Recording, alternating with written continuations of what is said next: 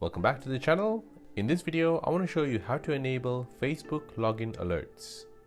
This is really useful as it lets you know when your Facebook account has been logged in. To enable Facebook login alerts, open up your Facebook app. Now tap on the three lines at the bottom right. Scroll down and tap on Settings and Privacy. Then tap on Settings. Now at the top, tap on Password and Security. Then on this page, scroll down and tap on Get Alerts about unrecognized logins.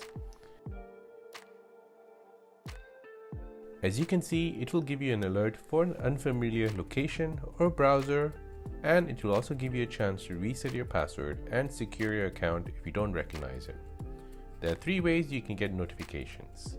The first is Facebook app itself, the second one is Messenger, and the third one is by text message, or if you log in using your email, you'll see email here. Tap on any and then tap on Get Notification.